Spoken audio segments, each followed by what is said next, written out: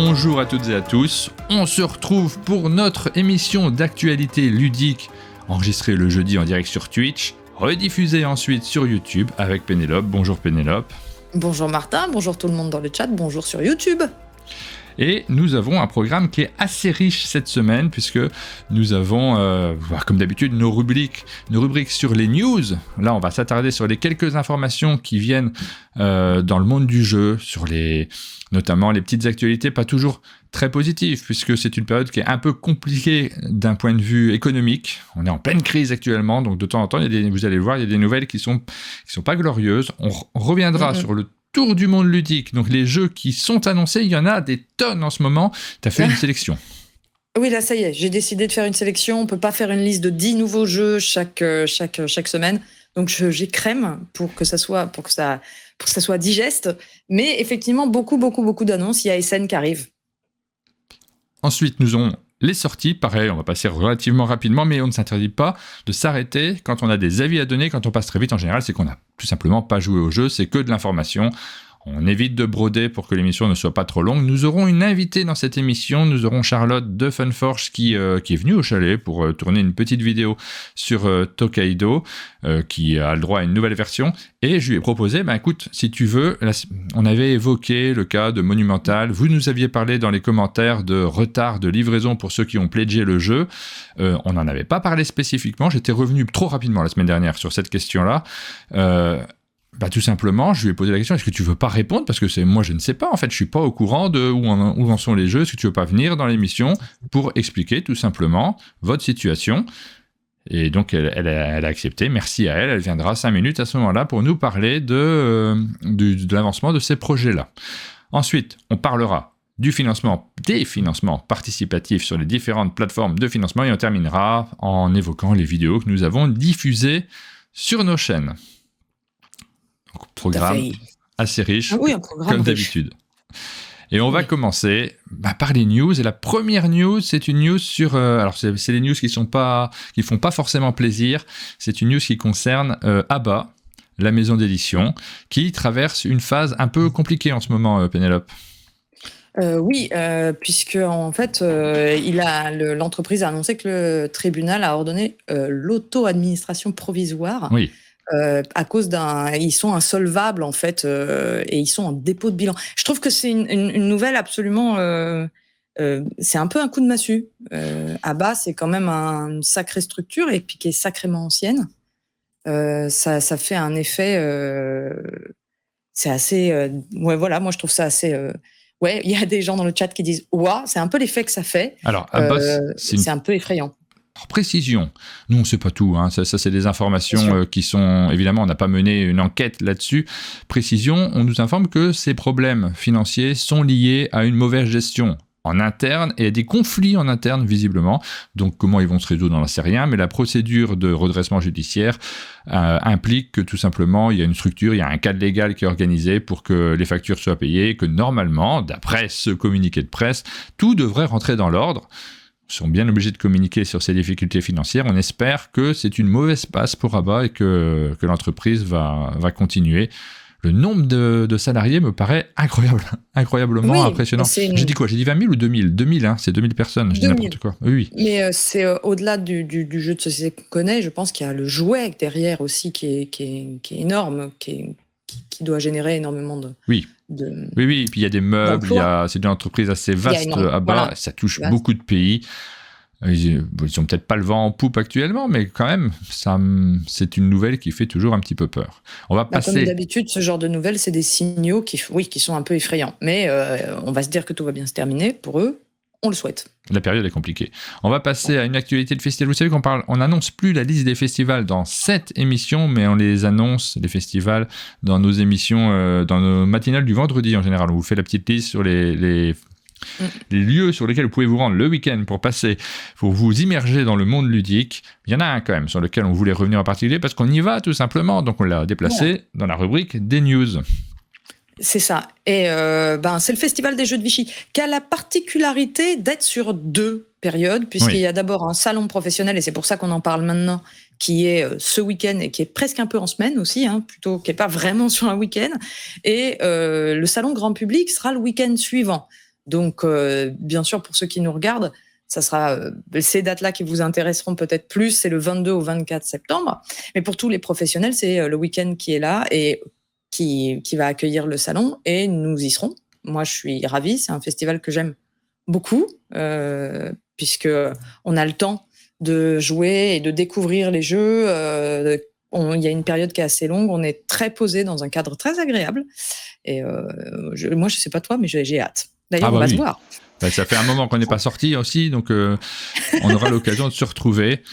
On ne verra pas Guillaume, malheureusement. Oui, Guillaume, là, qui était sur la vidéo. Il m'a écrit hier qu'il n'allait pas à Vichy. Je suis tout déçu. J'avais très envie de le recroiser également. Tu m'as appris ça, ouais. Ouais, donc voilà. Donc, salon de Vichy, on y sera. On vous fera des comptes rendus, on vous en reparlera. Et la semaine prochaine, on fera peut-être une émission concentrée sur les informations qu'on a vues sur Vichy. Il y a forcément beaucoup de choses à partager ensemble. Vous avez envie de savoir ce qui va se passer. C'est vraiment le moment où il y a toutes les annonces sur la fin d'année, les découvertes, les jeux qui vont arriver à Noël et un petit peu au-delà. Puisque comme c'est un salon aussi professionnel, nécessairement, on vous parle de ce qui va arriver en 2024. Ça y est, le 2024, on a beaucoup prononcé cette date dorénavant. Tout à fait. On reste sur les salons ? Eh ben oui, on reste sur les salons pour un autre salon qui vient de dévoiler son affiche, un petit salon. Ah. Un petit salon. Je te laisse annoncer parce que tu es concerné maintenant. Tu fais partie, tu fais partie du jury de ce petit salon. C'est la nouvelle affiche du Festival de Cannes qui vient d'être dévoilée avec un parti pris visuel très fort que moi j'aime beaucoup personnellement, et ça change des boîtes, des jeux, des ambiances plus voilà, et voilà, c'est tout. L'affiche est sortie, ce qui vous donne les dates, les renseignements. On est ravis. Moi j'ai à la fois hâte et à la fois peur. ça devient très réel tout ça. Deuxième annonce sur le Festival des Jeux de Cannes. Vous savez que depuis quelques années, il y a un jeu qui est donné avec les passes pro, je crois. Oui. Alors, vendu, hein, on va pas dire que c'est donné parce que les passes sont vendues. Il y a un jeu exclusif qui arrive chaque année. Et là, il vient d'être dévoilé. Et c'est une grosse annonce également. C'est une grosse annonce, ouais. La boîte est superbe. En plus, c'est Dixit Ceremony. Alors, je n'ai pas la moindre idée de ce qu'il y a à l'intérieur, voilà. Mais la boîte est très intrigante. Et qu'est-ce qu'on va pouvoir mettre comme image dans le Dixit Ceremony spécial fiche de Cannes ? Je ne sais pas. Toi, tu as plus d'infos ? Alors, j'ai peut-être pas tout retenu, mais j'ai eu des infos au début et là je me souviens plus de ce qu'il y a à l'intérieur. Mais enfin, c'est toujours des jeux qui sont en rapport avec le monde du jeu de société. Nous avons eu l'annonce de l'application d'Essen. Si vous allez à Essen, vous pouvez télécharger l'application. C'est très utile quand on se balade dans les allées du festival, du salon, pour essayer de retrouver où est un stand, où est le jeu que l'on veut aller chercher. Donc vous pouvez le télécharger, et en même temps que cette annonce de l'application, vous avez eu également la présentation du fameux Similo Essen, ça fait quelques années qu'ils le font maintenant, au moins 2 ans en tout cas. Moi j'adore cette petite boîte de Similo. Chaque année je la cherche parce que c'est en fait il y a une carte par jeu présentée, une nouveauté présentée à Essen. Alors tous les jeux n'y sont pas, mais les principaux, ça fait un super souvenir à garder du festival pour se souvenir de qu'est-ce qui est sorti quelle année. C'est assez génial. Moi j'adore. Ouais, c'est une très très bonne idée. Je les ai jamais pris. Je les ai jamais eus pour l'instant. J'ai pas pensé, tout simplement. Non, j'en ai jamais eu. Je passais à côté. Cette année, j'essaierai de le récupérer. Ah oui. Voilà. Mais oui, c'est mes interventions. Il y a tellement de trucs que je suis moyennement collectionneur. Ce genre de trucs, j'y pense pas en général et je passe à côté. Alors, 2 autres petites actus. Néoludis qui intègre un éditeur de livres. Voilà, donc j'étais en train de chercher le lien puisque tu vois que j'ai oublié de le mettre et je n'avais... Ah voilà, j'ai retrouvé le lien, je te le poste immédiatement. C'est ce que j'étais en train de faire en même temps. Donc l'éditeur de livres s'appelle Inis. Donc oui, parce que le jeu de société, ça n'est pas que du jeu. Il y a aussi des livres, il y a des bouquins, il y a des jeux de rôle. Les jeux de rôle, c'est souvent sous forme de livres également. Est-ce que tu as plus d'infos sur le type de livre dont il s'agit ? Alors, pas vraiment, je vais pas te mentir, j'ai juste vu la news, mais c'est comme le dit le post, ce sont de beaux livres où sont regroupées des informations précieuses comme la jeunesse du jeu de rôle, l'histoire du jeu. Il y a un livre pop-up sur Donjons et Dragons, donc après je n'en sais pas plus, effectivement, mais c'est une nouvelle qui a été annoncée par Néoludis sur leur page Facebook. Ah, il y a les fameux Escape Quest à l'intérieur de cette collection-là, visiblement. Donc, c'est les jeux d'escape en format magazine. Ouais. Je crois pas que j'en ai fait un seul de cette collection-là. Il va falloir que je corrige ça, d'ailleurs. C'est super bien quand on prend le train, notamment ce genre de ce type d'ouvrage. Mais comme je le prends rarement, moi je les ai pas. J'en ai fait, mais il y a un petit moment. Dernière news, on a annoncé la semaine dernière que Mad Distribution avait le nouveau éditeurs en son sein. Et on avait dit que Don't Panic en était parti. Voilà. Et ben on sait où Don't Panic est arrivé. Don't Panic est arrivé chez Asmodée. Voilà, petite information. Là, c'est vraiment une information pour les professionnels du monde du jeu, pour les boutiques notamment, parce que pour vous, ça ne change pas grand-chose, mais les boutiques qui veulent commander les jeux Don't Panic Games, ça se passera par le distributeur Asmodée. Quand vous achetez des jeux, vous vous en fichez bien de savoir si c'est distribué par Asmodée, Pixie ou BlackRock, Hachette, etc.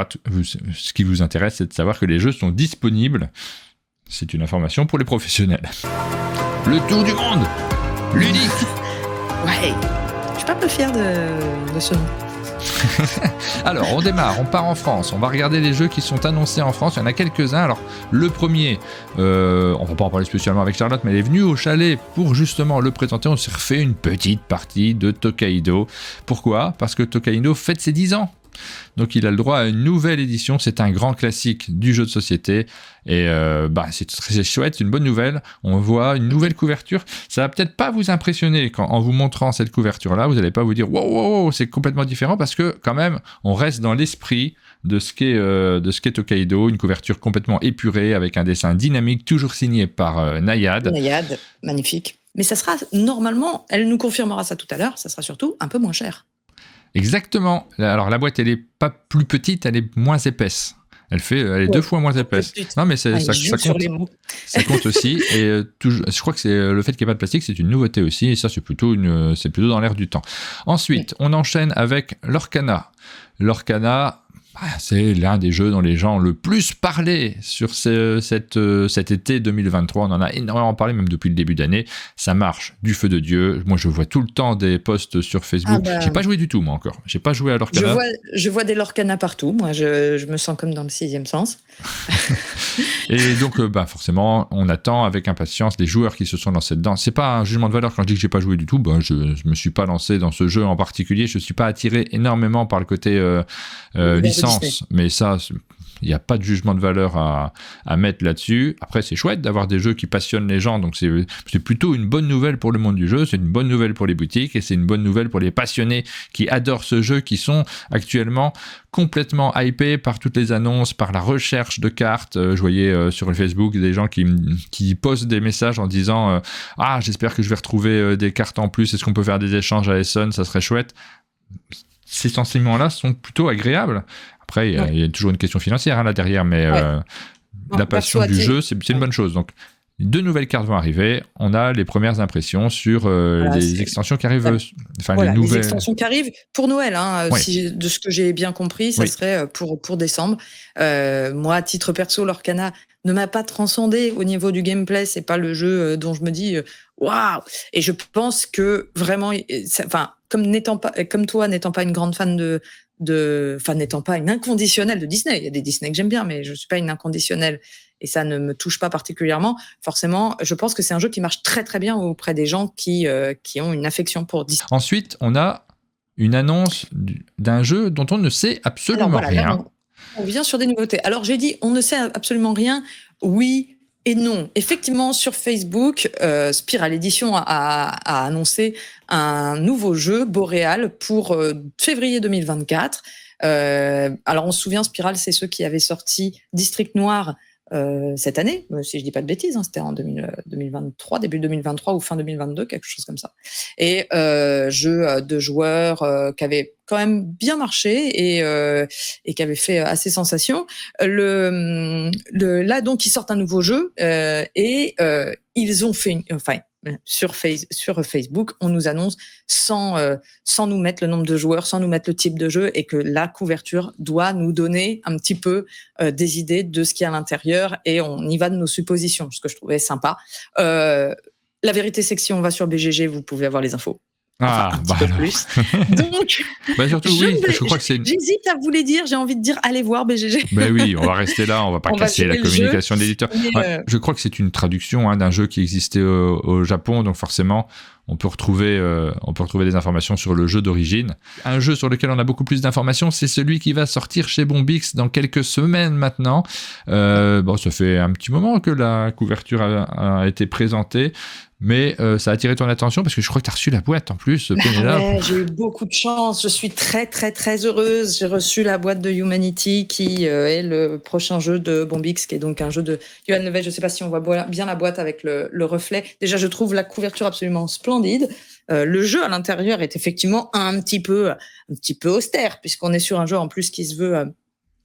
qui est assez fidèle à une possibilité de ce qui peut se passer dans l'avenir et c'est un jeu qui est assez scientifique, si je dis pas de bêtises. Et donc l'univers du jeu est un peu, quand on l'a sur une table, c'est assez, on est dans du sérieux.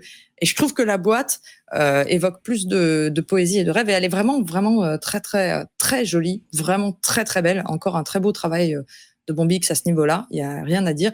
Et moi, j'avais eu la chance de jouer à Humanity il y a 1 an et demi. Je sais que c'est un jeu qui est en projet depuis très longtemps. Je crois qu'ils ont parlé de 8 ans. Voilà. Et j'avais trouvé ça absolument super. Maintenant, c'est un souvenir. Il faut que j'y rejoue. Mais vraiment, avec une notion de tempo, vous allez construire votre base spatiale en allant chercher des tuiles. Petit à petit, avec des tuiles, vous construisez votre base spatiale et il y a une notion de tempo. Vous envoyez vos astronautes et vous les récupérez à un certain moment. Tout va se jouer là-dessus. Peut-être tu y as plus joué que moi. Non, moi j'ai joué il y a un certain temps. J'ai pas eu l'occasion d'y rejouer sur cette depuis qu'il est dans sa version graphique finale. J'ai pas du tout eu l'occasion et j'ai à peine vu le matériel. En réalité, je suis passé à côté de l'état, mais je l'ai à peine vu. Par contre, des échos que j'ai eus, le jeu est facile à retenir et ça c'est quelque chose qui pour moi est important en tant que joueur, c'est-à-dire qu'après une partie, c'est Rémi Saunier qui m'a dit ça la semaine dernière, après une partie il était capable de pouvoir l'expliquer le lendemain sans avoir besoin de se référer à la règle, et ça c'est complètement indépendamment de la complexité du jeu parce que c'est un jeu vraiment pour joueurs experts, c'est un critère qui moi me parle beaucoup. Oui, la preuve, c'est que je n'y ai pas joué depuis 1 an et demi et je me souvenais du principe général du jeu. Ce que je trouve toujours très important quand on a un jeu qu'on n'a pas joué depuis longtemps, si on se souvient un peu de la construction générale et de son principe, c'est bon signe en général. Il y a des jeux, on les oublie complètement. Hein. On sait qu'on a bien aimé ou pas, mais on sait plus comment ça fonctionne et quel est le principe. Donc on est obligé de se refaire la règle, ce qui est assez éprouvant quand on en fait beaucoup. On continue notre tour du monde ludique. Cette fois-ci, on va se diriger. On prend la voiture. Allez. On prend la voiture. Non, on y va à vélo. Allez, on est écolo. On se dirige vers l'Espagne. Tu commences par l'Espagne maintenant. Qu'est-ce qui se passe? Quelle est cette attirance pour ce pays? J'adore l'Espagne déjà premièrement. Et puis je sais pas. Je me suis dit tiens, je commence par le plus près et après je vais aller au plus loin. Mais en fait non, quand je regarde le reste, ça. Mais là cette fois-ci, on a plus de variété dans les lieux. Hein. On est moins en Allemagne. D'ailleurs, j'ai fait attention à ça. Je me suis dit, j'ai vraiment envie d'aller chercher des endroits un peu partout. Donc, le premier jeu est un jeu espagnol qui s'appelle Monstervania. C'est un jeu de Sylvestre Pastor publié chez Zacatrus, illustré par Alberto Cernuda Navarro. Et alors, c'est un jeu pour l'instant, alors pour 1 ou 2 joueurs, et des parties de 15 minutes. C'est un jeu très léger. Moi, j'aime bien retenir les jeux qui m'attirent maintenant, je vais essayer de retenir les jeux qui m'attirent pour une raison ou pour une autre particulière. Celui-là, c'est l'idée qu'il y a derrière. C'est-à-dire qu'en fait, ça serait un type Metroidvania pour 1 à 2 joueurs en coop. Donc, en fait, un genre de jeu 2D plateforme en jeu de société. Est-ce que ça fonctionne? La question, bien sûr, se pose. On n'en sait rien du tout. Il faudra essayer, mais c'est toujours intéressant et intriguant quand il y a des nouvelles petites idées et des nouveaux concepts. Alors, c'est sûrement pas le premier jeu qui le fait, mais là, c'est sous forme d'un livre-histoire. C'est-à-dire qu'il y a une histoire en background. Les 2 personnages, leur papa a été enlevé par un méchant sorcier et on va traverser des forêts, traverser des univers pour aller le rechercher. Donc, je trouvais ça plutôt sympa. Et donc, ça sort pour 2024 et je pense peut-être que ce sera visible à Essen, je ne sais pas. On enchaîne. Le jeu suivant, tu nous emmènes en Finlande? Je vous emmène en Finlande. C'est pas souvent qu'on va en Finlande.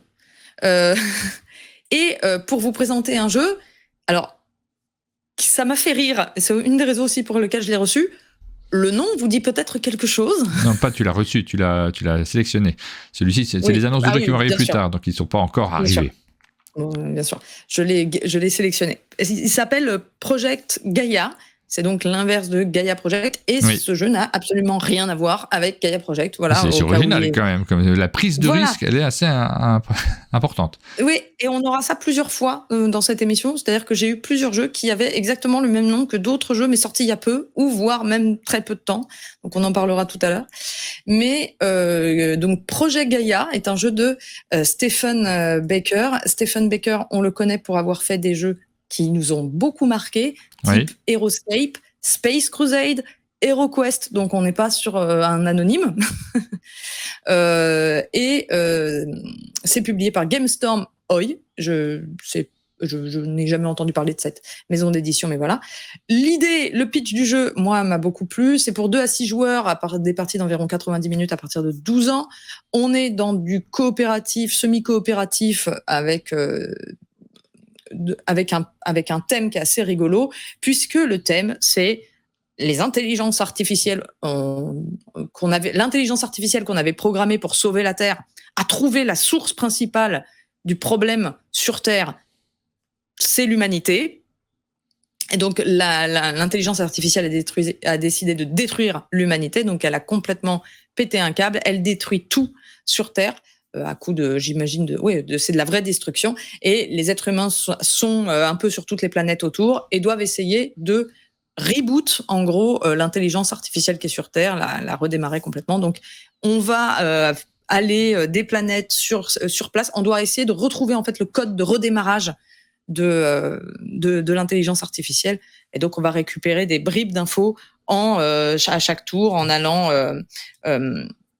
Voilà, on va aller à chaque tour, on va aller sur un lieu sur la planète en évitant les lieux qui ont été détruits, etc., etc. Je connais pas encore, pareil, le fonctionnement général précis, mais je trouvais le thème assez rigolo et ça me donnait un petit peu envie d'essayer. Voilà pour ce jeu. Ensuite, on enchaîne avec un jeu de Stefan Feld. Yes, oui, avec une. Alors là, c'est un peu l'annonce qui me titille le plus, forcément, déjà parce que je suis une très grande fan de Stefan Feld. On est parti en Allemagne, là, c'est classique. Oui. On est chez Deep Print Games et c'est un jeu donc de Stefan Feld illustré par Dennis Lohausen, qu'on a déjà vu aussi régulièrement. Là, c'est un jeu de Civ. Et alors, ça va être rigolo, vous allez comprendre. Le thème est spécial, hein. Ouais, le thème est spécial, et puis ça va être... Vous allez voir les 3 prochains jeux, vous allez comprendre, c'est un petit peu rigolo, j'ai fait un thème un petit peu. Donc c'est un jeu de civilisation, avec un principe un peu original, c'est-à-dire que nous sommes des étudiants de l'Académie technique de création d'univers, en gros, enfin de création de civilisation, et nous passons notre examen de fin d'année. Nous allons devoir créer une civilisation la plus performante, et c'est notre examen final. C'est un jeu à première vue euro. Ils disent mid-heavy, donc on sera pas dans le heavy game, le jeu vraiment expert. Bon, ils annoncent je vois un 4 joueurs 90-180 minutes. Ils annoncent quand même 2 heures de jeu. Donc, voilà. Et le jeu va se baser sur de la sélection de dés. Moi, j'aime bien les jeux qui se basent sur de la sélection de dés, qu'on va placer sur un arbre de technologie. Ça aussi, moi, j'aime bien les arbres de technologie. C'est quelque chose qui me parle beaucoup. Donc après, ça restera un jeu de civilisation. Oui. Avec de très nombreuses cartes, donc visiblement, on a un renouvellement qui est lié pas que par les dés et le hasard que les dés génèrent, mais aussi par le matériel et toutes ces possibilités de cartes qui forment l'arbre technologique. Voilà pour Civolution. On n'en sait pas plus. Stefan Feld, forcément, on va jeter un petit coup d'œil. C'est possible que ça fasse partie de mes achats pour Essen. Si je me trompe pas, Deep Print, cet éditeur-là, c'est eux qui avaient fait de Malte d'Orge, là. Non, pas Malte d'Orge, enfin le jeu sur la bière qui est sorti chez Gigamic derrière. Ouh là là, je me suis lancé dans quelque chose. Beer and Bread, d'orge et de blé. D'orge et de blé. Voilà. Ouais, tout à fait. Et c'est aussi eux qui ont fait Sky Mines, qui est absolument fantastique. Oui. Et Savannah Park, de ce que je vois, donc qui est vraiment aussi très très bien. Effectivement. Donc en général, c'est assez qualitatif. Et là, on a un bon auteur, un bon éditeur, un thème sympa. Ça fait très, très envie. Moi, c'est C'est ma petite note de la semaine. On part en Hongrie. On part en Hongrie, et c'est pas souvent qu'on va en Hongrie non plus. Ça faisait longtemps, là. C'est vrai, ça faisait longtemps. Chez Apeiron Games, et pour un jeu de civilisation. Parce que vous me voyez venir pour le 3e jeu qui vient ensuite. C'est un jeu de Ola Tamas, pour le coup. Ça doit être un de ses premiers jeux. Je connaissais pas cet auteur. Il avait fait un jeu qui s'appelait Au Rulers of Yucatan. Je n'en avais pas entendu parler. Et alors là, on est dans du jeu de civilisation beaucoup plus classique. C'est la Grèce archaïque et on a tout un tas de mécaniques qui s'entremêlent, puisque nous aurons du contrôle de territoire, du deck building, de l'engine building, du collection, de la gestion de ressources. On va façonner notre cité-État. Il y aura des alliances, il y aura des batailles, etc. Donc là, je pense qu'on est vraiment sur le format classique du jeu de Civ. Qu'est-ce qu'il apportera en plus ? La question se pose. C'est vrai que la couverture fait plutôt envie. Et donc là, on est vraiment le premier. On se souvient, parce que oui, il y en a un 3e. Nous avons un jeu de Civ qui se passe dans un univers un petit peu original. Là, nous sommes en Grèce. Et le 3e jeu de civilisation dont nous allons parler, c'est à Hong Kong qu'on va. Hong Kong, alors on y va comment ? En pédalo, évidemment, pour préserver la planète. Et c'est un jeu de Jeffrey CCH, ça s'appelle Epoch Course of Culture. Jeffrey CCH, je ne sais pas comment on prononce son nom, c'est un auteur d'Hong Kong. C'est celui qui a fait Edge of Civilization, notamment. Exactement, et c'est celui qui a fait Ayla et l'éclat de la montagne, et Age of Galaxy, et Terrorscape. Donc c'est vraiment un auteur qui, en ce moment, produit pas mal de jeux et des bons jeux. Donc là, pareil, je me suis dit, tiens, intéressant. Et donc, nous avons encore un jeu de Civ. Celui-ci se passe sur 3 époques. La période antique, la période médiévale et la période moderne. On est également sur quelque chose de plus classique que Civi, je me souviens plus du Civolution. Oui.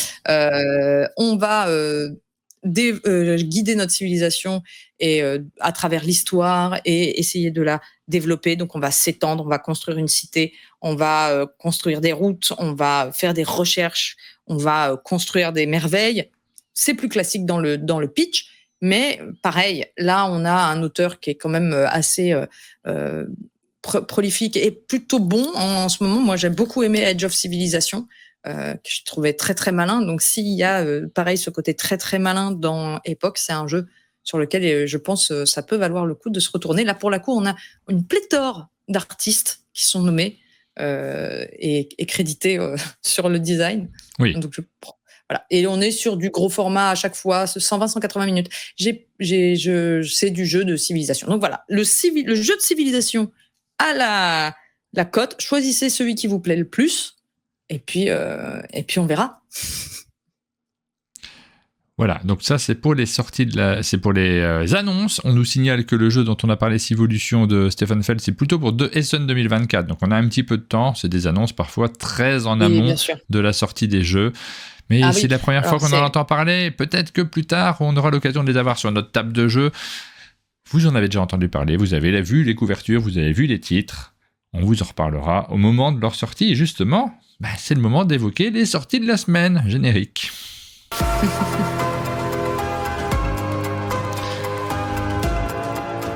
Alors, il y a pas mal de jeux qui arrivent en boutique en ce moment. Nécessairement, ça va s'accélérer pendant les quelques semaines qui suivent parce que là, c'est le moment crucial.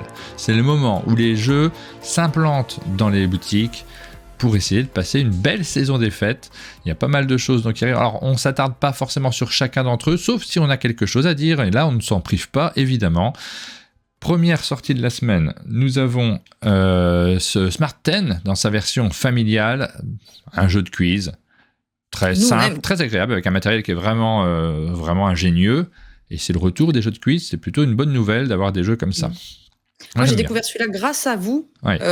On y avait beaucoup joué au Festival de Cannes le soir. On faisait des parties. Je le trouve super. Je crois que c'est vraiment dans mon top des jeux de quiz parce qu'il est très très pratique, il est très ludique et il est original dans sa forme, moins flippante que je te pose une question, est-ce que tu as la réponse, puisqu'on a des propositions et on doit choisir en général, faire le tri dedans par rapport à la question qui est posée. C'est très très très très très sympa, vraiment très sympa. Voilà, ça c'est le premier petit jeu de quiz. Et moi je suis content d'avoir un petit retour des jeux de quiz parce que finalement c'est un genre que j'aime bien, moi. Je reconnais que je suis assez client de ce type de jeu. Donc voilà pour le premier. Ensuite, nous avons Reflecto qui paraît, donc jeu de quiz, absolument pas jeu de quiz, jeu de Roberto Fraga. Je suis en train de régler mon écran parce que je vois qu'il déborde un petit peu en même temps, c'est pour ça que je bafouille, parce que je me concentre sur deux choses et je ne suis pas doué pour me concentrer sur deux choses. Moi non plus, c'est pour ça que vraiment faire une émission comme ça, c'était une bonne idée. C'est un jeu de type, on pourrait dire, de dames, d'échecs, etc. Sauf qu'il y a des petits miroirs sur les pions et on doit à la fois essayer d'aller de l'autre côté du plateau avec ses pions, mais en même temps, il y a des lettres et des miroirs derrière nos pions et on essaye de voir un mot caché, de décoder un mot. On y avait joué ensemble. Oui. C'est un jeu qui essaye de mélanger un jeu de lettres et un jeu abstrait dans un seul jeu. Moi, j'avais pas été super convaincue. J'ai trouvé que le jeu de lettres passait un peu à la trappe par rapport au jeu de placement. Mais t'avais pas très bien joué. Oui, c'est vrai que tu m'avais battu à plat de couture. C'est vrai. Merci d'avoir parlé un petit peu de Reflecto pour que je règle mon écran et que ça rentre mieux dans l'écran. Ensuite, oui, ça rentre beaucoup mieux. Ah bah oui, c'est bien mieux. On the Road, donc un jeu sur lequel on a fait une vidéo, vous pouvez la retrouver sur la chaîne, c'est Gabriele Bubola, l'auteur, avec Léo Colovini, c'est publié par Helvétique, c'est un jeu très familial dans lequel vous allez vous diriger sur une piste pour organiser des concerts. Allez voir la vidéo si vous ne le connaissez pas. Ensuite, nous avons Mon Puzzle Aventure Dragon, idée très originale, publiée par Gameflow. C'est un petit jeu dans lequel vous allez raconter une histoire en construisant un puzzle et en le défaisant derrière, puisque au fur et à mesure que les enfants enlèvent les pièces, ils vont pouvoir les retenir, regarder ce qu'il y a derrière, découvrir des petites missions, des choses à faire. C'est très très ingénieux et ça permet aussi, ça c'est vraiment du détail mais c'est rigolo de le citer quand même, ça permet de ranger le jeu en jouant. Ouais, et alors moi j'y ai pas joué personnellement, mais j'entends des tas de retours très positifs sur ce jeu. Ça m'a très très donné envie. Ça m'a très très donné envie, n'est-ce pas? Ça m'a donné très très envie d'essayer et d'y jouer. Et en plus, je vois les noms Antonin Bocara, Romaric Gallonnier qui nous ont régalé l'année dernière. Donc voilà. Voilà, on en reparlera ça de toute façon sur notre chaîne. On a Muestero, je ne connais pas ce jeu pour l'instant, c'est publié par Matago, c'est un jeu de Costa et Rolla. Là, on est sur du jeu complètement dans le classique à l'allemande où on va construire une basilique, etc. Je l'ai reçu, je vous en dirai plus un jour. D'accord. Enfin, une basilique, une église. Maximum Apocalypse, donc moi je n'ai rien de spécial à vous en dire, ça sort chez Boom Boom Games.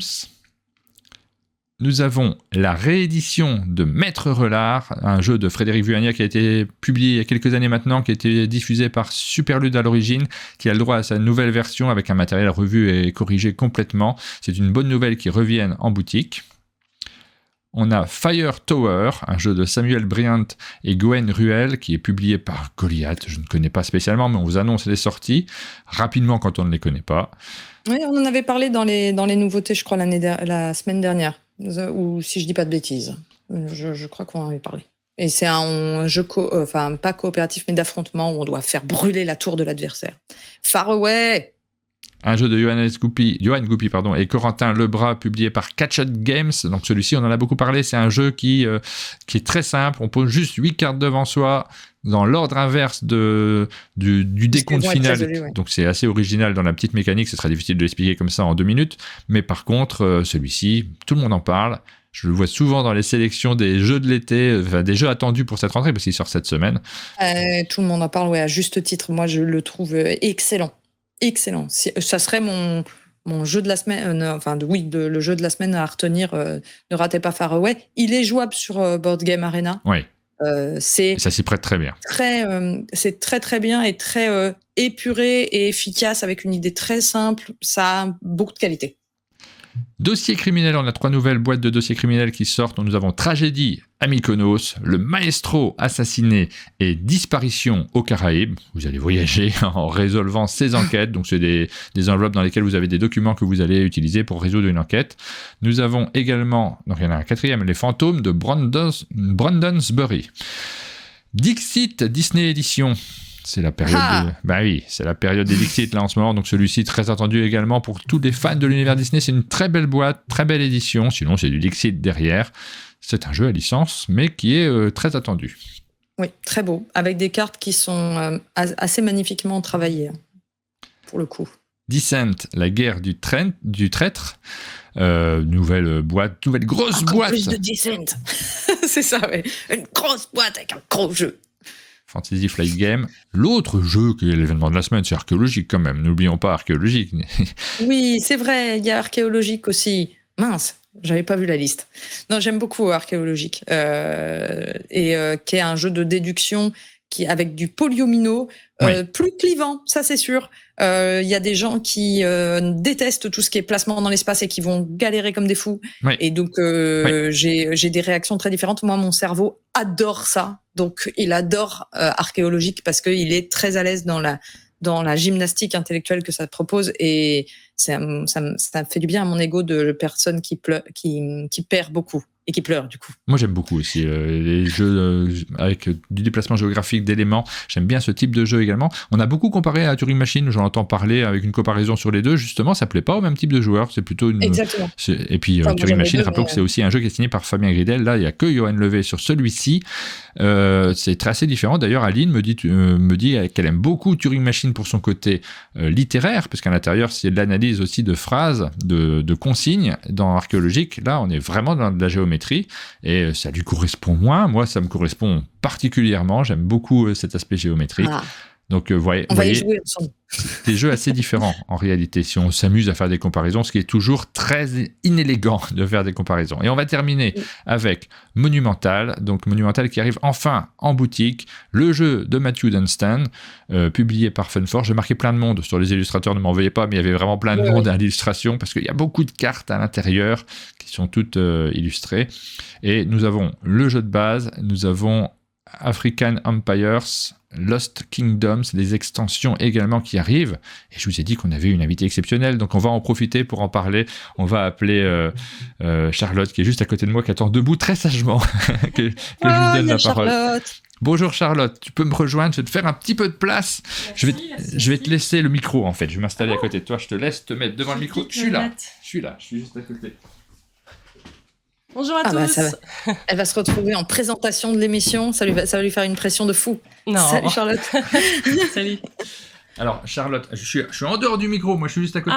Je vais peut-être dézoomer un petit peu. Passe ta tête comme ça. Ouais, on se colle. C'est un format dans lequel on n'avait pas forcément prévu d'avoir des invités, mais tu es venu au chalet pour nous parler de Tokaido. C'est ça. On a fait une petite vidéo sur Tokaido, et la semaine dernière on a évoqué trop rapidement. Quand on fait des news et qu'on évoque les choses trop rapidement, forcément les gens nous disent vous n'êtes pas rentré dans les détails, parfois les gens s'énervent et on peut comprendre pourquoi aussi, et on n'a pas parlé en fait dans le détail du retard qu'il peut y avoir sur Monumental, et je t'ai proposé on hier, n'est tellement pas rentré dans les détails qu'on s'est dit allez, on va chercher Charlotte directement.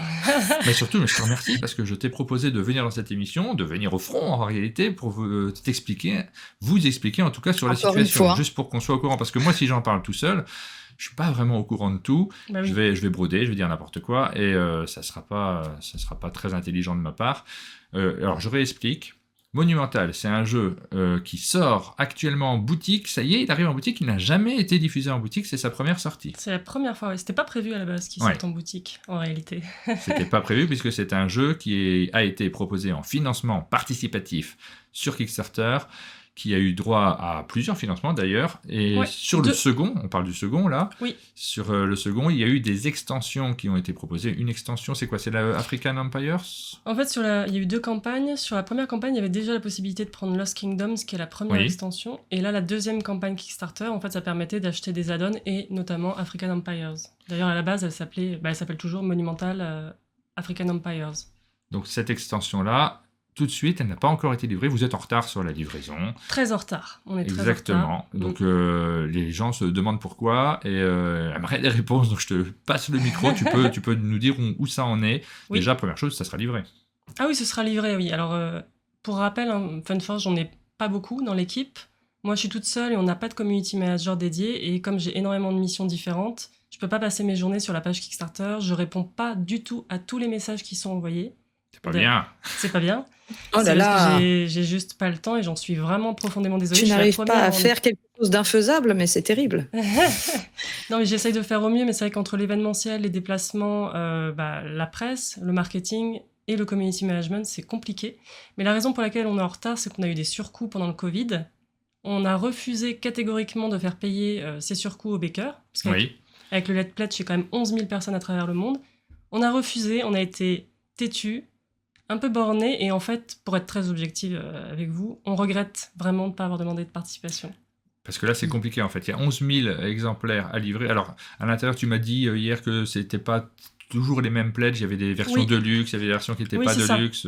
C'est vrai que la majorité des bakers, donc au total, ils sont 11 000. Enfin, ils ont pris la version de luxe avec figurine qui ne sera jamais disponible dans le commerce, qui ne sera pas vendue dans les boutiques. Et là, on a la version token qui correspond à la version classique, qui est la version qui a été le moins pledgée sur les campagne Kickstarter, en fait. Bon, mais malgré tout, on peut comprendre aussi l'impatience des joueurs qui ont pledgé cette version, qui vont la voir arriver en boutique et qui aimeraient bien la voir parce qu'ils ont participé au financement de cette version. Et pour nous, c'est une véritable catastrophe. Hein. Honnêtement, on est tous des joueurs, on pledge tous sur Kickstarter. Que le jeu sorte en boutique avant, c'était pas du tout prévu. On a retardé au maximum la sortie du jeu en boutique. Après, les gens ont commandé les jeux. Ils les ont payés, donc il faut à un moment donné qu'ils sortent. Et nous, on pensait livrer durant l'été. On a eu énormément de messages de gens nous disant « Surtout, ne livrez pas cet été, je ne suis pas là. » On a eu plus de 300 messages de personnes. On nous a dit « Mais vous êtes ridicule, pour 300 personnes, vous auriez dû livrer 300 sur 11 000. » C'est vrai que c'est pas beaucoup. Mais nous, on s'est dit, si on doit en plus gérer des colis perdus sur tous ceux qui sont pas là, parce que les Français, on n'est souvent pas là en juillet-août, c'est un vrai problème. Donc si les colis sont perdus, on va devoir prendre ses frais en charge, et on a déjà pris un surcoût de $250 000 qu'on prend sur nos épaules, qu'on ne demande pas de participation au baker. Tout ça, on l'a expliqué de manière un petit peu sporadique, pas forcément dans des updates hyper longues, tout ça parce qu'on est très très très occupé, très très chargé. Mais honnêtement, moi j'en suis sincèrement désolée de cette situation, on est tous désolés chez Funforge et on a hâte que ce soit livré. Et je n'ai pas de date encore de livraison, on va faire plusieurs vagues. En fait, les pays ne vont pas recevoir le jeu en même temps, parce qu'on a des accords avec les hubs, parce qu'il y a des créneaux et des slots qui sont plus disponibles, parce que c'est très compliqué la logistique, surtout quand on décide de tout prendre sur nos épaules. Donc honnêtement, je sais que c'est pas juste, c'est pas agréable pour personne, mais on ne demandera pas de participation au baker. Sauf si d'un seul coup, Philippe change d'avis. Et voilà. Non, je plaisante. Non, mais voilà pour en tout cas, j'en profite quand même pour te féliciter pour ton job, parce que c'était souvent au front, et t'es quelqu'un qui va souvent dans les émissions pour prendre le temps d'expliquer, et je tiens à le souligner. On s'était déjà vu dans d'autres émissions où tu avais déjà expliqué des situations, et vous êtes au contraire assez transparent chez Funforge sur ce qui vous arrive, et vous êtes toujours hyper clair, donc merci pour ça. On essaie, merci en tout cas. On essaye vraiment de faire le maximum. Après, c'est vrai qu'on est toujours limité par le temps qu'on a à disposition dans une journée. Voilà, c'était pour l'explication de la situation actuelle, c'est pour l'information aussi sur la situation actuelle, parce que c'est très important d'informer, il faut que vous soyez au courant. On le répète, enfin moi je le répète à titre personnel, et je crois que tu l'as dit aussi, il ne s'agit pas d'excuses en réalité, c'est juste une information, mais derrière ça, l'énervement que peuvent avoir pas mal de pledgers qui attendent leur jeu, parce que moi je l'ai vécu aussi, je l'ai subi aussi sur d'autres KS. Quand tu vois un KS qui arrive en boutique, que toi tu l'as pledgé et que d'autres sont en train d'y jouer, et puis nous encore plus quand on est journaliste et qu'on a envie d'en parler et qu'on peut pas parce que je veux pas racheter une deuxième fois le jeu, c'est énervant, on le comprend complètement, on n'est pas du tout en train de dire que ça n'est pas énervant, on n'est pas en train de dire qu'il n'y a pas eu d'erreur, peut-être, je ne sais pas tout. Il y a eu des erreurs, c'est sûr. On n'est pas en train de dire que la situation est acceptable, c'est pas la question. Et vous avez le droit de ne pas être content. Juste un truc, c'est bien de pouvoir s'expliquer aussi poliment, parce que là, on va peut-être pas s'attarder dessus, mais il n'y a pas eu que des messages d'énervement ou d'incompréhension, il y a eu des messages qui ont été au-delà des bornes dans les retours que vous avez eus. Notamment, après, on met en place des choses... Voilà. Mais ça a été très violent. Oui, sans rentrer dans les détails, vous avez le droit de commenter, d'exprimer vos opinions. Faites-le en gardant quand même à l'esprit, sans dépasser les bornes. C'est la seule chose sur laquelle on peut insister, parce qu'il y a des gens derrière aussi qui font au mieux, qui font ce qu'ils peuvent. Oui, mais encore une fois, toutes nos excuses à ceux qui attendent leur boîte. Sincèrement, dès que ça part, je serai la plus heureuse des femmes. Ah ça, non, pas du tout. Merci beaucoup d'être venu dans cette émission pour cette petite explication. Et puis, on va reprendre le fil de notre actualité. Merci. Attention, à tous. Hop, chorégraphie, attendez. Et hop.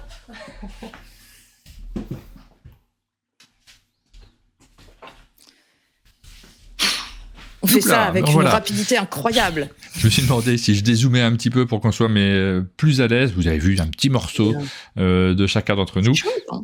Mais c'était l'occasion de pouvoir parler de ce sujet. Charlotte, elle est là juste aujourd'hui. Donc, c'était le bon jour pour pouvoir aborder ce sujet-là.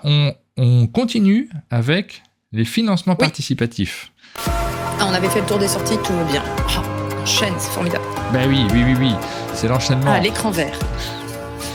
Et on se retrouve donc pour parler de quelques jeux qui sont proposés en financement participatif. Il y en a plein en ce moment, il y a plein de choses qui arrivent sur lesquelles vous allez pledger, sur lesquelles vous allez prendre des risques, parce que c'est là aussi que, vous le savez, on l'a beaucoup vu ces dernières années, on est en pleine période de crise, parfois les jeux arrivent un peu en retard, ça peut arriver. Cette prise de risque est là en tête, hein.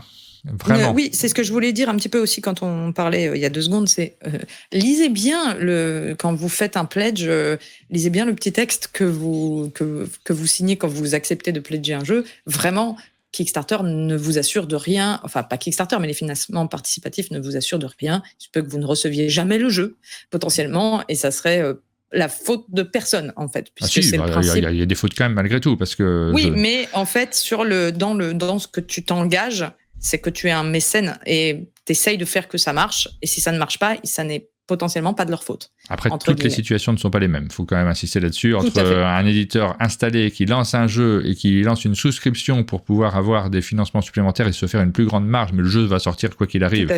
Et un éditeur qui se sert de Kickstarter pour essayer de créer un projet qu'il n'aurait pas pu faire autrement. C'était le cas, par exemple, on n'en reparlera pas dans cette émission, mais de Contrôle Global dont on a parlé la semaine dernière, qui est un projet qui n'aurait pas pu exister sans Kickstarter. Dans ce cas-là, c'est pas du tout la même démarche, forcément. Voilà. Mais simplement, c'est ça. Je vois encore des gens qui ne comprennent pas les risques encourus en pledgeant et ce que ça implique, et qui ne savent pas, qui ne se renseignent pas et qui pensent que c'est comme acheter en boutique. Non, c'est vraiment pas comme acheter en boutique, même si c'est 90% du temps, ça fonctionne très bien. Y a des problèmes et ça fait partie du jeu, j'ai envie de dire, de Kickstarter, des financements participatifs. Le premier jeu dont on va parler, c'est mon premier jeu de rôle, un jeu qui est proposé en financement participatif sur la plateforme Game on Tabletop. Un jeu de rôle, des aventures à vivre et à colorier. Oui, c'est un jeu de rôle, n'est-ce pas, pour des tout petits, puisque à première vue, ça ne ment pas, parce que je trouve ça très jeune, mais ça serait à partir de 5 ans, carrément. Et je pense pas que ça mente, parce que quand on voit effectivement les fiches personnages, je pense que c'est accessible à un très très grand nombre. Les fiches personnages, c'est des petits personnages à colorier avec des petites étoiles pour des capacités, on voit. Donc on pourra soit créer son personnage, soit prendre un personnage préconstruit et le colorier, ce qui est toujours sympa et ludique pour les plus jeunes. Et ensuite, c'est du jeu de rôle très très très simple, avec ils reprennent les bases ils expliquent dans le financement les bases du jeu de rôle, hein. Il y aura un joueur qui jouera le narrateur et les autres qui vont jouer les joueurs, et ça sera des choses très simples avec des tests de compétences, avec des dés comme dans un jeu de rôle, sauf que pareil, tu fais résultat 5 ou 6 ou 7 ou 8 en fonction de la compétence que tu as choisie, peut-être tu rajouteras un petit bonus et hop, ça s'arrête là. Donc c'est du très très accessible. C'est rigolo. Moi, j'adore faire jouer les enfants au jeu de rôle. C'est excellent. Moi, à partir de 8 ans, j'ai fait des jeux de rôle. Ils sont à fond dedans. Ils vivent l'aventure complètement comme si c'était du réel, et ils comprennent tout très vite. Donc, je serais pas surpris que des plus petits s'y mettent. Ils vont prendre ça comme si on leur racontait une histoire. Donc, je trouve ça super. C'est 15 € si vous voulez le livret de règles et d'aventures, 55 € si vous voulez les 5 livres, un coffret de 5 livres. Voilà pour le premier jeu dont on vous parle. Le second, on en a déjà parlé de celui-ci, il fait tellement rêver. C'est du jeu, c'est du jeu qui sent bon, hein. Celui-là, c'est le jeu sur le fromage. Alors non seulement il fait rêver, mais en plus, moi, je me suis un petit peu plus renseignée que juste « c'est du jeu sur le fromage ». Ce qui était déjà en soi un argument de vente suffisant. Et oui, ça fait vraiment, vraiment très envie. Je ne sais pas si ça sera une usine à gaz ou pas, mais pour l'instant, ça fait plutôt très, très envie. En gros, nous allons jouer des fabricants de fromage français. Oui, tout à fait. Et nous allons il y aura tous les types de fromages qui seront potentiellement faisables. Et nous devons prospérer dans notre entreprise de fromage. Le principe du jeu, c'est que c'est un placement d'ouvriers avec alors on ne nous voit plus, Martin. Ah bah oui, complètement. Oui. Voilà. On parle dans le noir, mais on nous entend, c'est le principal. Rien ne va. Rien ne va. D'ailleurs, il y a l'écran, on ne voit plus. Et puis ça y est, on nous revoit. Non, j'ai voulu tenter un truc. J'ai voulu le mettre en plein écran. Très mauvaise idée. On va enlever le plein écran et on va vous le passer. On va continuer à passer cette vidéo sans le plein écran. C'est pas grave. Tout est contrôlé. Le commandant à bord, on voit pas très clair, mais il essaye de faire les choses. Non, ce qui est rigolo, c'est qu'en fait, il y a un plateau tournant. Alors, si je ne dis pas de bêtises, je voulais vérifier cette information avant le début du live. Je crois. Alors, c'est un jeu de Mathieu O'Malley et Ben Rosset. Et je voulais vérifier cette info avant de commencer, mais je me demande si leur autre jeu n'est pas à la recherche de Planète X ou quelque chose comme ça. Voilà. Et donc, c'est un plateau rond avec où on va jouer nos actions. C'est un placement d'ouvriers simultané. C'est-à-dire que leur idée, c'est qu'on fait tenir les sensations d'un jeu de 1h30, 2 heures en 40 minutes. C'est-à-dire que comme tout le monde joue en même temps, il n'y aura pas de perte de temps. Et là où l'interaction va venir, c'est que à son tour, on joue devant le quart de fromage. Je trouve ça rigolo, le quart de plateau, quart de camembert finalement, qui est devant nous. Il y a des emplacements et on va y jouer là. Puis on va tourner le plateau d'un quart. Et on va ensuite rejouer sur le deuxième plateau et on va récupérer en fait, on va poser nos meeples sur des fromages qui vont entre guillemets vieillir. On fait maturer nos fromages et ils vont tourner. Et à certains moments, on va récupérer nos meeples avec nos fromages qui seront enfin prêts. Sur chaque quart de plateau, il y a des façons de scorer différentes. Donc ça, j'ai pas tout à fait compris tous les détails, mais il y a plein de choses qui font envie en fait dans la présentation du gameplay. Le côté placement d'ouvriers, le côté simultané, le côté matériel un peu innovant. Le plateau, il y a au moins 5200, je sais plus quoi, configurations différentes parce qu'on glisse les fiches oui, c'est un petit peu excessif, on en fera peut-être une 20 parties. Donc voilà. Mais on glisse les fiches dans les plateaux pour que toutes les parties soient différentes. Il y a des plateaux triple layer, il y a un map, enfin on peut acheter un tapis à mettre en dessous pour que ça tourne bien. Enfin bon, bref, c'est le genre de projet qui fait envie et qui fait un petit peu, qui fait très très envie. Pour ce qui est des infos un peu triviales, le projet se termine le 10 octobre. Le 10. Le 10 octobre et il sera livré en août 2024. Oui. Au mieux. Et la boîte de jeu, est-ce que j'ai bien noté ça? D'un coup, j'ai un doute parce que je me dis, ça me paraît pas cher du tout. J'ai noté $35 à $49. Et c'est peut-être ça. J'ai pas vérifié. J'avais fermé la page. Je suis en train de la réouvrir. Hop. Je vais aller vérifier cette information. $35 et $49. Ouais. Après, tu peux monter à 125 si tu es un retailer, si tu es une boutique et que tu veux en acheter plusieurs. Mais oui, non, ce sont les prix indiqués. Je trouve ça plutôt assez accessible pour un jeu qui a du triple couche et des plateaux qui s'emboîtent on dirait la personne qui fait du téléachat qui dit « Ah, mais je n'en reviens pas, mais ce prix est tellement peu cher, vraiment, vous allez pouvoir en acheter plein pour votre plateau de fromage. » Tu t'attendais à ça, moi, quand je l'ai vu, je me suis dit « Mince !» Donc, c'est pour 1 à 4 joueurs à partir de 14 ans et des parties de 45 minutes. Les frais de port sont de $12. Donc, bien sûr, ça sera beaucoup plus cher que le prix que j'ai annoncé. Et ce sera en anglais. Il n'y a pas de VF pour le moment. Et c'est assez moche. Moi, je me permets un truc en plus. C'est dommage pour un jeu sur le fromage. Graphiquement, je le trouve assez horrible, mais bon. Ah oui, tu le trouves horrible? Ah non, je le trouve le graphique, en fait. Indépendamment même de l'illustration qui est un peu kitsch, mais c'est pas grave. Le graphique du plateau, des éléments, je trouve ça assez laid. Ah, ouais, je te trouve dur. Mais ok, d'accord. C'est bien. Non, mais il faut tout pour faire un monde. Nous notons, nous prenons note. Il faut ajouter la TVA, évidemment. Souvent, la TVA, on doit la rajouter en plus. On enchaîne avec Flock Together, un jeu coopératif asymétrique. Oui, avec un thème encore original et encore rigolo. On est sur, cette fois-ci, c'est des poulets et des poules dans un poulailler qui sont attaqués par des tas de genres de méchants. Alors c'est un jeu coopératif où on est dans ce poulailler, on va devoir se battre contre les méchants qui nous agressent. Nous sommes des héros de la basse-cour. C'est un peu le teaser, c'est un peu comme ça qui présente les personnages. Donc on voit les noms qui sont que des jeux de mots sur le principe. Ah oui, les poules de manière générale ont toujours des noms jeux de mots. Je sais pas si vous avez déjà remarqué ça. C'est vrai. Je ne sais pas. C'est à partir de 10 ans, c'est 25 minutes par joueur.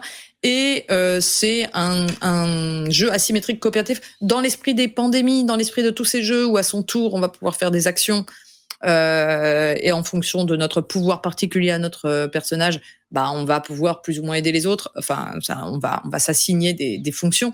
Les petits plus, qu'est-ce qu'on va faire? On va chercher des ressources, on va pondre des œufs. Oui. Et et notre personnage va évoluer. On voit, il y a un petit cahier en fait, c'est que notre personnage a certaines capacités au fur et à mesure de la partie. Hop, il upgrade. Et c'est ça qui m'a bien plu. Moi, je suis toujours attiré quand il y a un matériel qui est un petit peu original. Là, le jeu en lui-même, bon, on n'en sait pas plus que ça, mais ce petit livret dont on va tourner les pages pour améliorer son personnage, ça fait envie au niveau matériel. Est-ce que le jeu sera suffisamment costaud pour me plaire? Ça, j'en sais rien. J'ai toujours un peu peur que ça soit trop léger, trop chaotique et pas suffisamment intéressant d'un point de vue intellectuel pour que j'y trouve mon compte. Je me méfie toujours de ça, mais le matos me tente bien. Ouais, il y a les petits cahiers de méchants, je pense que ça fait défiler quand on tue un méchant, on tourne la page et on en a un autre. Je trouve ça très malin. Ergonomiquement, et c'est sûr que là, je pense que graphiquement, tu trouves ça vachement plus accueillant que fromage. Mais tu vois, alors il y a le dessin, d'un point de vue de l'illustration, il y a le graphisme. C'est deux choses qui sont différentes. Graphiquement, ça m'a l'air beaucoup plus maîtrisé, avec des éléments qui semblent étudiés de manière un peu plus intelligente que sur l'autre jeu, où clairement, je ne trouvais pas que le graphiste était un génie du jeu de société. Le dessin, peut-être plus convenu, mais très agréable, oui. Ah oui, d'ailleurs, c'est un jeu de Matt Mundy, et c'est illustré, vous l'aurez reconnu, par Andrew Bosley, qui est l'illustrateur de tous les Everdell, donc un style qui maintenant on le voit on le reconnaît, assez reconnaissable. Très maîtrisé, c'est pour très des chouette, parties de 25-125 minutes. Le prix par contre là n'est pas du tout doux, il est à $79 avec des frais de port à $24, donc sans compter la TVA. Donc là, on est vraiment sur quelque chose. C'est pour ça que tu vois, ma réaction sur le jeu précédent n'était pas si incongrue. Et c'est un jeu qui est en anglais également, qui sera livré en juin 2024 et le projet se termine le 12 octobre 2023. Mais s'il est super chouette, on aura peut-être un jour une version française. Peut-être qu'un éditeur va se pencher sur le jeu et qu'il en fera une version française. Moi, ça aurait pu m'attirer. C'est le coopératif qui m'attire moins sur ce jeu-là en particulier. Il y a moins de situations où je me dis tiens, j'ai envie de faire un jeu coopératif, donc c'est plutôt ça qui va me freiner et qui ne me pousse pas à le faire. Mais sinon, le jeu m'a plutôt... Je le trouve chouette en tout cas dans sa proposition. Le suivant aussi, j'aime bien le thème du jeu dont on va parler maintenant. On va parler de champignons. Alors, on va parler de champignons avec un jeu qui s'appelle Mycelia. Au début de l'émission, j'ai dit, vous avez vu, il y a des jeux qui sortent avec des noms qui sont déjà sortis. Il y avait Project Gaia au début de l'émission. Oui, Mycelia, il y a un Mycelia qui... Voilà. Je ne sais pas s'il est sorti ou s'il va sortir, mais on est vraiment genre, ça se joue à quelques jours, semaines. Soit avant, soit après, maintenant. Et c'est un jeu avec des champignons qui s'appelle Mycelia et qui a un deck building. Là, ça n'est pas un deck building, rien à voir. C'est un jeu, donc, c'est édité par Splitstone Games sur Kickstarter. L'auteur, c'est Gigi Neville, qui est l'auteur et l'illustrateur. C'est pour un 4 joueurs à partir de 10 ans, des parties de 90 minutes. Et on est sur du abstrait, abstrait, pas abstrait. C'est-à-dire, moi, c'est bizarre, mais ça m'a un peu rappelé ce jeu qui s'appelle Domination. Alors, est-ce que c'est juste les triangles qui me font cet effet-là? Oui, mais en beaucoup plus simple, sans doute, les triangles qu'on ajuste. Mais en fait, il y a ce côté quand même de conquête de territoire où on va devoir, c'est du jeu abstrait où on va devoir déplacer notre petit pion pour placer des spores qu'on va essayer de mettre sur certaines tuiles précisément pour pouvoir faire pousser des champignons. Donc, on essaye de répondre à des exigences d'adjacence, en fait. Je mets des spores sur 3 verts et un bleu qui sont adjacents. Hop, j'ai un champignon qui pousse. Et il y aura éventuellement, je me souviens plus de tout, mais il y aura peut-être aussi de la destruction des champignons des autres. Alors, il parle d'exploration, puisqu'on va explorer de nouvelles tuiles. Le plateau ne sera jamais le même. Oui. Et donc, c'est un jeu abstrait avec on va explorer, on va planter, on va créer. Et donc, c'est entre le jeu abstrait et presque, j'ai envie de dire, le jeu de Civ abstrait de champignons. Voilà, on développe. Non, j'exagère, mais il y a ce truc. Oui, je crois que tu vas un peu loin dans la description de Mycelia en jeu de Civ. Oui, non, mais on a effectivement de très belles illustrations aussi sur les cartes. Là, pour le coup, quand on voit tout le jeu, le matériel, les cartes, c'est l'univers graphique fait envie et c'est aussi pour ça qu'on s'y attarde sur des jeux qui passent sur Kickstarter. Si le graphisme ne nous plaît pas, l'illustration ne nous plaît pas, en général, on passe plus rapidement notre chemin. Après, est-ce que ça va nous plaire? Est-ce qu'on va prendre plaisir à y jouer? Je veux pas le faire non plus, moi, celui-ci. Le truc est très drôle. Je serais curieux d'y jouer, mais je vais pas me lancer. Oui, ça, moi, non, pas du tout. Par contre, le truc qui est très drôle, c'est le prix de ce jeu qui va de $19 pour la version la plus simple à $749 pour la version, alors 749 ou 549, est-ce que j'ai fait une erreur? Je crois que pas, je crois que j'ai vu un chiffre absolument ahurissant. Pour la version tout en bois, fait main, gravé dans la roche et dans la pierre, donc c'est $526. Pardon, j'ai noté absolument n'importe quoi. C'est $526. Non, $753. Non, c'est ça. 526 €, voilà. Oui. Donc $753, c'est effarant pour un jeu abstrait, même quand l'objet est très beau. Ouais. Je connais des très très beaux jeux d'échecs en boutique qui coûtent une petite centaine d'euros, quoi. Là, on est sur quelque chose qui dépasse c'est lunaire pour moi. Mais après, je ne juge pas. Si on a envie, chacun fait ce qu'il veut. Mais c'est quand même, il y a que moi qui tombe de ma chaise. Ah bah oui, bah voilà. Mais il y a des gens qui ont les moyens d'acheter des très très beaux jeux. Et puis là, c'est la pièce de collection aussi. Il faut être convaincu que ce jeu ressortira. On va vous le montrer quand même. Je vous montre la version en bois, qui est tout en bas de la page Kickstarter. Oui, c'est vraiment une version de collection. Là, pour le coup, regardez, vous êtes obligé de mettre moi, des je gants comprends les objets de collection sur des jeux qui sont cultes, mais un jeu qui n'est pas encore culte, dont on ne sait pas s'il est bien. Moi, c'est toujours ça, tu vois, c'est le côté, mais si le jeu est pas ouf,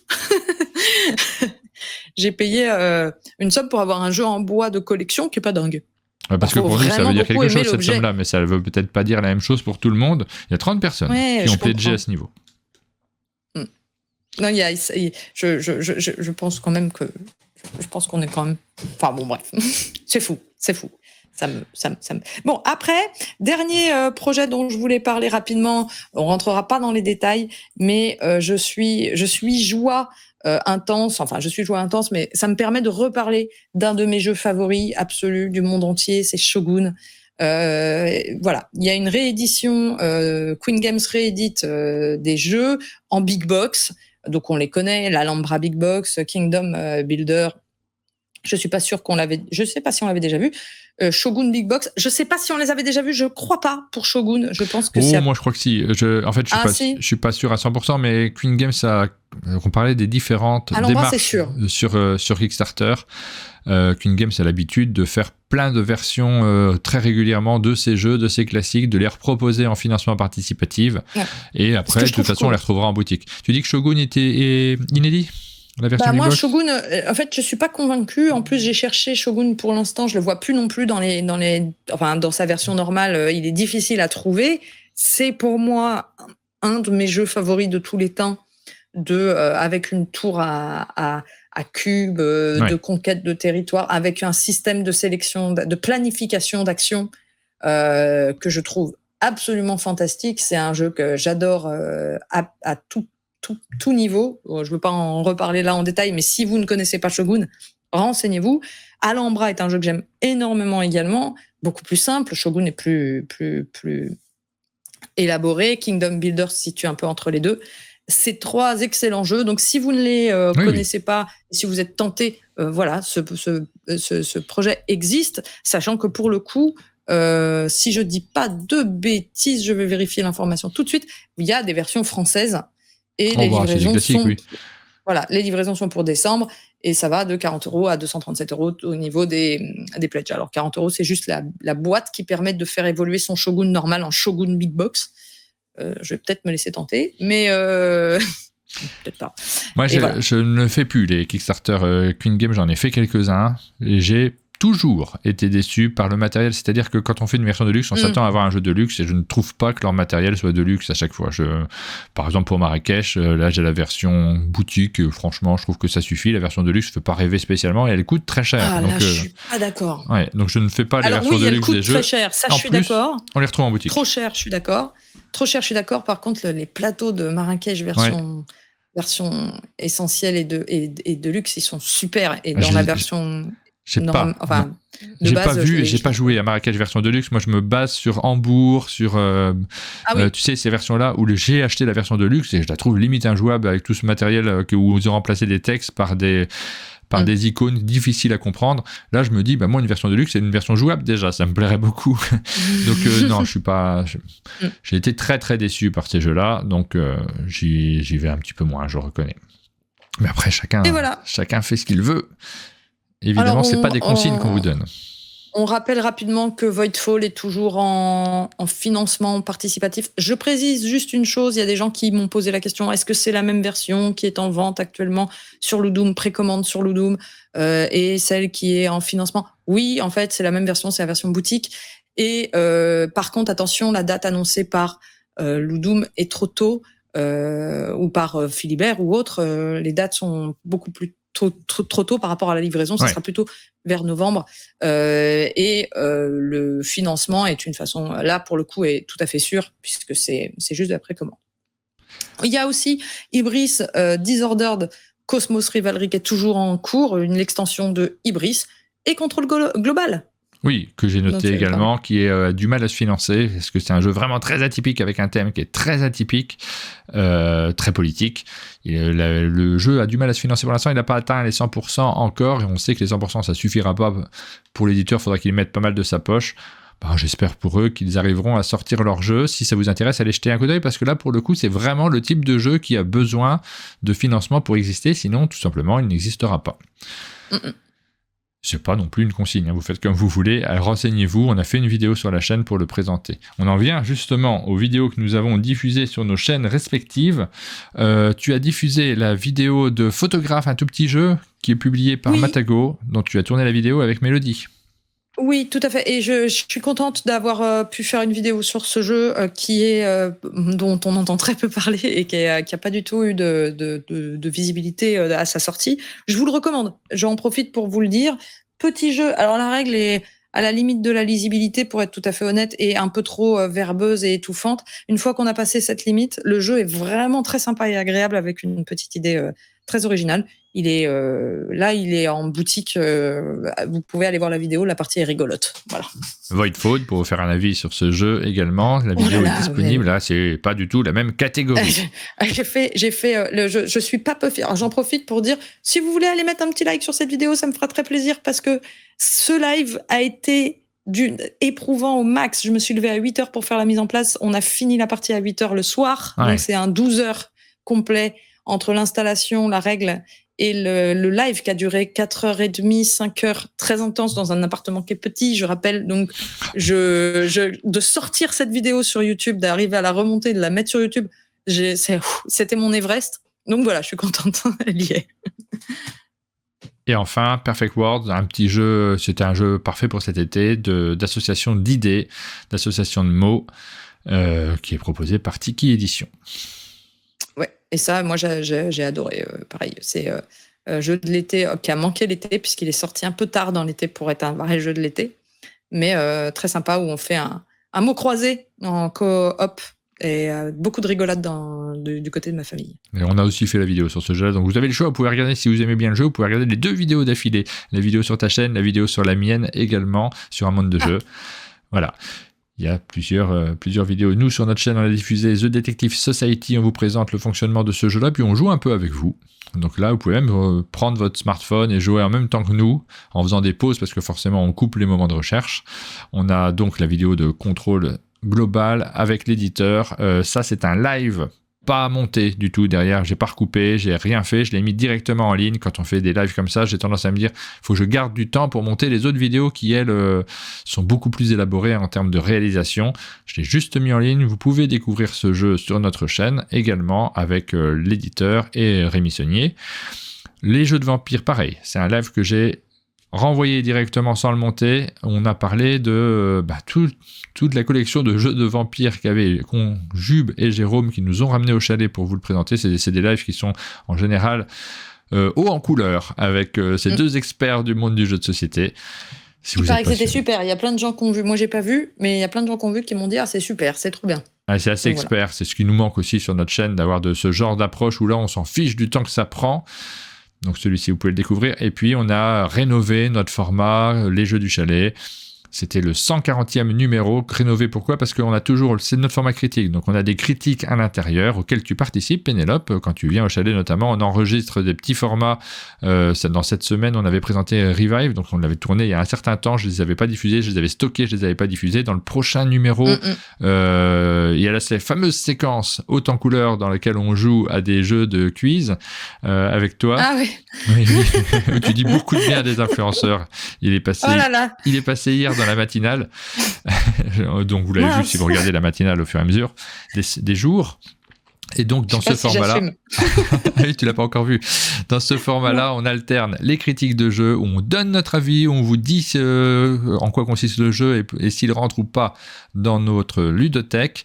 Et on alterne des petits extraits, mais très très très courts, des matinales. J'essaie de faire des extraits de 5 minutes environ, de petits moments clés. Les matinales durent 1 heure. C'est tous les matins à 8 heures sur notre chaîne YouTube. Et j'en tire 5 petites minutes sur un thème où je me dis, tiens, c'est rigolo à réécouter derrière. C'est une sélection parce que, évidemment, vous ne pouvez pas faire suivre tout ce qu'on fait au jour le jour sur nos chaînes. Cette petite compilation permet de se tenir au courant et de se dire ouais, j'ai vu l'essentiel. Et moi j'adore ce nouveau format. Voilà. Bah, j'espère que ça va marcher. En tout cas, on est très content. J'aurais aimé avoir l'idée. Je trouve que c'est une super idée. Oh bon. On est très content en tout cas de cette rentrée parce que j'en ai l'impression que c'est plus lisible pour vous qui nous suivez de savoir comment fonctionne un monde de jeu, quelle est la ligne directrice et quels sont les rendez-vous ? C'est 8h le matin et il y a des vidéos qui sont diffusées dans l'après-midi sur YouTube. Voilà, notre fonctionnement, il est plus simple à suivre, il est plus simple à expliquer. Rémi Sionnet nous dit ça dure 1 heure sauf le jeudi. Alors là, effectivement, il est 1h35, mais on a commencé un peu plus tard avec les fameux problèmes d'écho qu'on a eu en début d'émission sur cet enregistrement que vous ne voyez pas si vous regardez sur YouTube parce que je les ai coupés. En fait, on a été plutôt concis par rapport à notre là, on est dans la bonne durée. Exactement. On est descendu en dessous d'1h15, donc je nous applaudis. Petite tape dans le dos. C'est le but. En fait, on va essayer de tourner autour de l'heure. On peut déborder un petit peu, mais autour de l'heure plus, quoi. Comme le familial plus, c'est une émission d'1 heure plus, environ. On arrive à la fin de cette émission. On va vous donner rendez-vous pour d'autres émissions demain dans la matinale. Pour ceux qui regardent les matinales et qui suivent en direct, nous avons un invité, c'est Bruno Catala. Pour ceux qui regardent sur YouTube, vous aurez les extraits dans le format Les Chalets Ludiques. Tu disais, je n'ai pas entendu. J'ai dit c'est qui Bruno Catala ? C'était un petit auteur qui débute. On aura l'occasion donc de discuter avec lui de ce jeu de l'été. Il a dit qu'il reviendrait dessus. Je crois qu'il a fait une vidéo sur YouTube également dessus. Donc vous avez déjà les informations si vous voulez les avoir en avant-première.